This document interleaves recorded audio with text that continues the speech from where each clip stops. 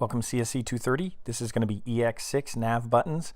And I had a previous assignment that I used to do with brackets with nav buttons, but this will be a little bit different. I mean, the finished product will be the same, but we're going to try to do it a little simpler. Again, this is the finished product. Two nav areas. One is along the top. You can see it's 100% width, the area that the nav buttons are in. There's 4 buttons in there. You can see that we have a hover effect put on them. These are different sizes. We can make them unified size if we want. These are unified size over here, so we could give a specific size, and these are stacked buttons. So we're going to do both of those just in one document. That's all we're going to do right now, just to work on that, just to review some HTML and CSS, and we're going to do this from scratch. So in the past, I gave people kind of a CSS to start, but I'm going to have you do this from scratch because it won't take that long using our Emmet to do some of the shortcuts to write our HTML. So this is the finished product. This is the HTML right here. And you can see that nav top and the nav side will almost be the same, except we're going to just throw in an extra little class there so that they can either have a width or that's probably the only thing I think I use that class for. Otherwise, we can target the LIs over here so they basically stack instead of going one line. So all this stuff shouldn't be too bad. Even the CSS isn't bad. We have global elements, our kind of global reset of margin padding. I just have a little divider that I put in there of a div with a class of divider just to separate them a little bit. Here's all the button stuff, and we'll even copy that from W3 Schools just to get a start. I even put a global unordered list style in there. At first I had it in here, and I thought, well, instead of doing it twice, why not just put a UL and just say list style none? That takes away the bullets. So that's all that does. And then we basically have the nav top, which is basically 3 styles, and we have the nav side, which is 3 styles and one extra little class in case we want to put a width on that one. I mean, if we put a width on both of them, we would put them in this kind of global button style that we have here. And remember, these are classes with the dots, and these are IDs when we have the hashtag or the pound sign. And if you see these little kind of warnings here, they're just saying not to use, that you don't have to use nav in front of that. I like to do that because it reinforces which one I'm working on. So we're going to do that, and we're going to start it from scratch. So I'm going to leave the sample out here, and I'm going to close these. And I'm going to close this. This is my little finished one here. And what you're going to do, I'm not even going to copy a folder for you. You're just going to go onto your main folder, and you can right-click on here. On my laptop, I have to control-click and just make a new folder and call it ex6, all lowercase, and that's it. And then inside here, we'll make 2 files. We'll make one. Here's a new file. I'll call it index.html. And then right away, I'll make another one. And I'll call it ex6.css. Now, we have nothing going on right now, so we'll work on our index first. I'll double-click to open it up. There's nothing here. And I'm just going to put an exclamation point, and then I'll hit my tab key. And look at that. That saves us a lot of time. And for title, I'm just going to put ex6 when I see this over here. Or maybe I'll just put an ex6 with a small e, just so I know the difference when I test it out over here. That's all I need. The only other thing I need, everything's done for me. Obviously, we need our HTML. But before title, I'm going to just put a return here, and I'm just going to type link and then hit my tab key. And it writes my link to my style sheet. And my style sheet, remember, is ex6.css. So now we're linked to our style sheet. We have that done. And what we're going to do next is just write some of our HTML. And from our HTML, what we're going to have is we're going to have a div called nav top and a div called nav side. That's it. And we're going to put a divider in here. And it'll just be a div with a class called divider. So we'll go and do that, and this will all be in our body. So I'll start with my nav top. Now, we're going to use Emmet, so we can kind of use shortcuts here. We're just going to say nav, and it's going to have an ID of top, because it's going to be the only one on the page. So we're going to use that as a shortcut to indicate an ID. Then inside there, we're going to have a UL, which is an unordered list, because we usually use, for navigation, we typically use lists. And then inside those, which is natural, we have LIs. And we have li times 4. We're going to do 4 of them. And then inside there, we're also going to have a, which is links They're going to be links or hyperlinks, anchors, and we could even give them classes of .btn. That'll give it a class called .btn. Then we'll make one general class to kind of style the button. So that'll have a class there. And we'll leave out the refs right now. We can put them in after the fact, and I'll show you some shortcuts for that. But that's all we're going to do is just type this right now. So nav top with a UL with a li times 4, and inside those we have a with classes of button. And I'm just going to hit tab. And look at all that it wrote for us, and that's nice. There's some things missing here because, like I said, we're going to have home, news, about, contact, and we're going to put that in there. So we have to kind of type that in here. I could have put in one of them when I did it, but I'll just type it here, and I'll just put home in between the A tags because that's going to be the linked part, so I'm going to make sure I put that in there. So I'm going to put home, and then I think there's contact, and that's what we use. So that's going to show up there. And again, that's in between the A's because that's what's linked in there. Those are the actual linked, and those A's are inside of the LIs. And we're also going to put refs, and we're just going to put pound signs, so they're just kind of dummy links, so they don't really go anywhere. Now, one thing you could do, if I double click on this, and then you can use Alt Control, or in my case, I'm going to do Option Command, and I'm going to use Option Command and double click, double click, double click, Command C, and then I'll go here, click, and then do Option Command, or I'll do Alt Control and click, and then I should be able to do a Control V or a Command V. Let's see how that works.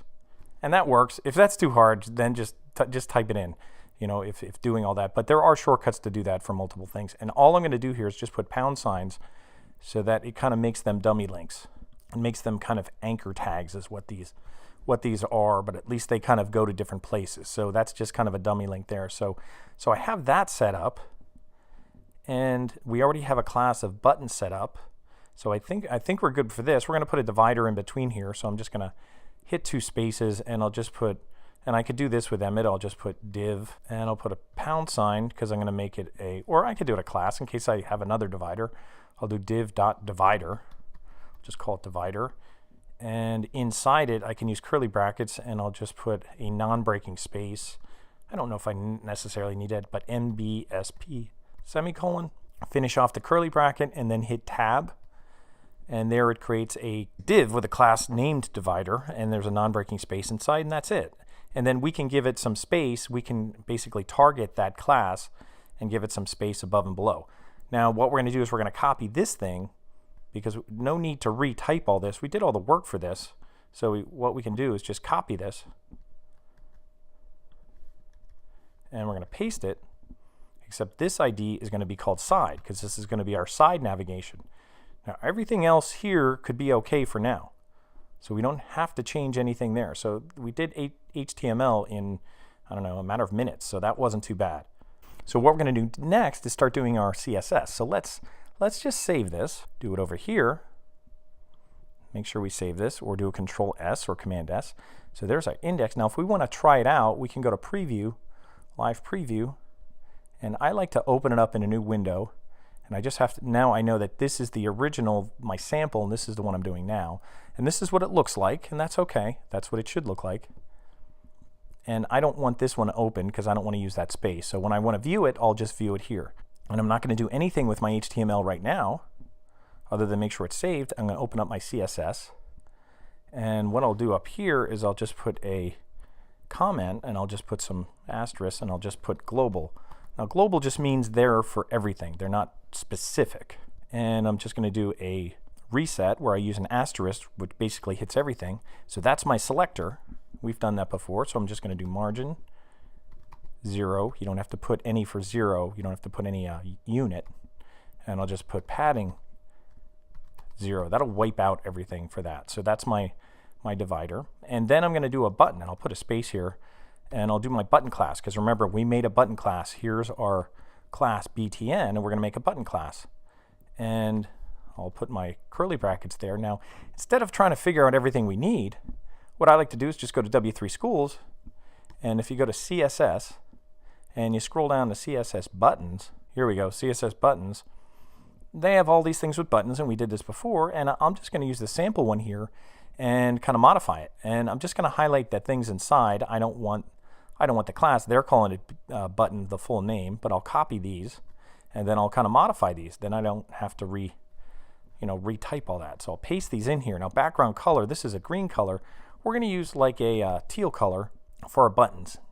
And what you could do, if you go over this color picker, I'm going to kind of find a teal color, and if you find teal, it'll kind of use light. And what we're going to do is probably use a light teal and then use kind of a medium and then maybe use a dark for our rollover. So I'm going to kind of go in the middle here. Maybe I'll just use this teal for the button color.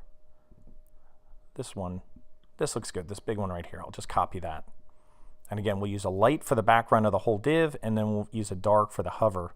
And we're going to use white text. So I'll go back, and instead of using this green here, I'll paste this. And that'll be the background color.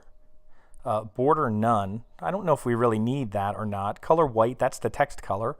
Padding, now they're using pixels here. You could change this. You could do this to something like M's and kind of use like 0.5 M and 1 M and see how that looks for now. We might want to change that and make it a little shorter so that we have less padding on the top and bottom. They're a little wider. So we'll start with that.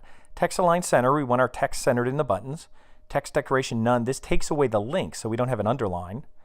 Display inline block, it may not mean anything right now, and even in the last exercise I think we might have taken that away because it didn't do anything, but what we can do with this is actually apply a width, which is helpful. So leave this here for now, and then font size, maybe we'll change that to M, like 1.2 M, and we'll do that for now.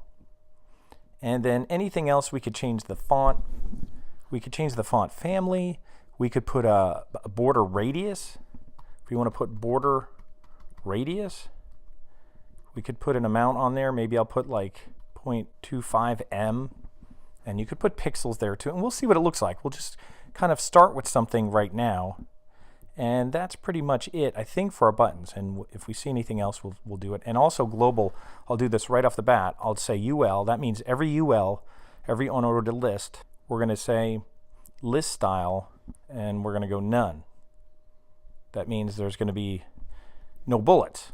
And again, if you're not sure what that does, put little notes here. You know, any of these things, you could put little notes here. You could copy this and you could say allows width, so that these are notes for you, so you know what they do. Text decoration, what does that do? That takes away underline. No underline of link. Text align, you know, some of this is, you know, round border radius, in case you don't know what it is. It's round corners.